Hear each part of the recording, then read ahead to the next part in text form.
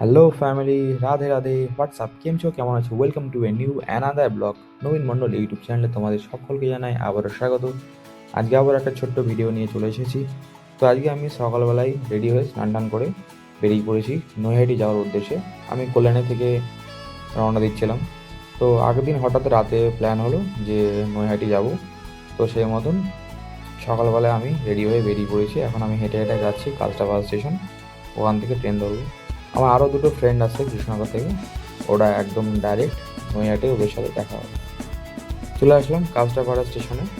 এখানে এখন ট্রেন ধরে চলে যাব নৈহাটি।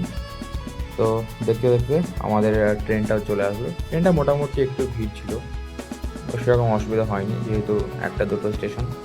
তারপর নেমে পড়লাম নৈহাটি জাংশন। এখানে এখন নেমে ওদের জন্য ওয়েট করছি, ওরাও চলে এসেছে। তো সেই মতন ওদের জন্য আমি ওয়েট করছি। আর এইদিকে আমাদের টিটি সাহেব খুঁজছে কী করে ফাইন করা যায় কাকে। এভাবে অপেক্ষা করতে করতে চলে এসেছে আমার দুটো ফ্রেন্ড, এই যে পিছনে আসছে।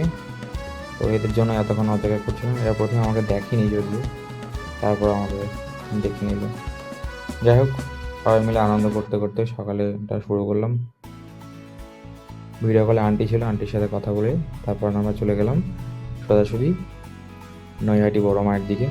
আমরা ওখান থেকে ডালি নিয়ে আমরা লাইনের শেষ মাথা খুঁজছিলাম। কোথায় লাইনের শেষ মাথা সেটা খুঁজতে খুঁজতে আমাদের লেগে গেল প্রায় 1 থেকে 1.5 ঘন্টা। এভাবে খুঁজতে খুঁজতে আমরা অনেকটা সময় পর আমরা খুঁজে পেলাম লাইনের একদম শেষ মাথায়। তো আমরা এখন দাঁড়িয়ে আছি সেই লাইনের একদম শেষের দিকে। আমাদের পরে আরও ভিড়, সেদিন কয়েক লক্ষ মানুষের ভিড় ছিল, জানি না কেন এত ভিড় ছিল। তো আমরা যেভাবে লাইনে দাঁড়িয়েছিলাম সেভাবে যদি লাইনে দাঁড়িয়ে থাকতাম আমাদের পিছনে হয়তো 4 থেকে 5 ঘন্টা লেগে যেত মন্দিরে পৌঁছাতে। তাই আমরা প্ল্যানিং করলাম যে এখান থেকে বেরিয়ে মন্দিরের সামনে থেকে কারো লাইনের ভিতরে ঢোকার ট্রাই করবো। এরকম করে করে 2-3বার ট্রাই করার পর আমরা একটা জায়গায় লাইনে ঢুকতে পেরেছি। বকাবকি করে কথাবার্তা শুনে এখানে ঢুকে গেছি। তো আমরা সেটাই আলোচনা করছি যে আমরা চিটিং করে লাইনে ঢুকেছি। তো এইভাবে আমরা লাইনে এগিয়ে যাচ্ছি। সবই মায়ের কৃপা, মা চেয়েছে তাই আসতে পেরেছি। সব কিছুই ওনারই ইচ্ছা।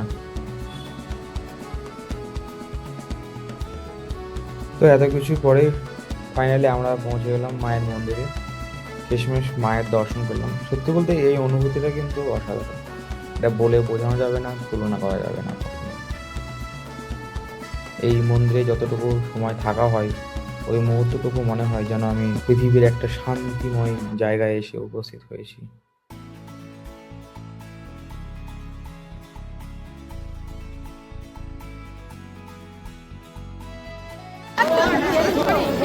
কেমন লাগলো বল? ভালো লাগলো। কি চিটিং করলি? চিটিং কি করলি?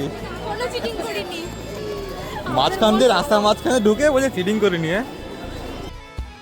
তারপর ওখান থেকে বেরিয়ে আমরা স্টেশনে চলে আসি বাড়ি রওনা দেওয়ার উদ্দেশ্যে। তো চলে এসেছি নৈহাটি স্টেশন। এখান থেকে ট্রেন ধরে আমি নেমে যাবো কল্যাণী, এরা চলে যাবে কৃষ্ণনগর।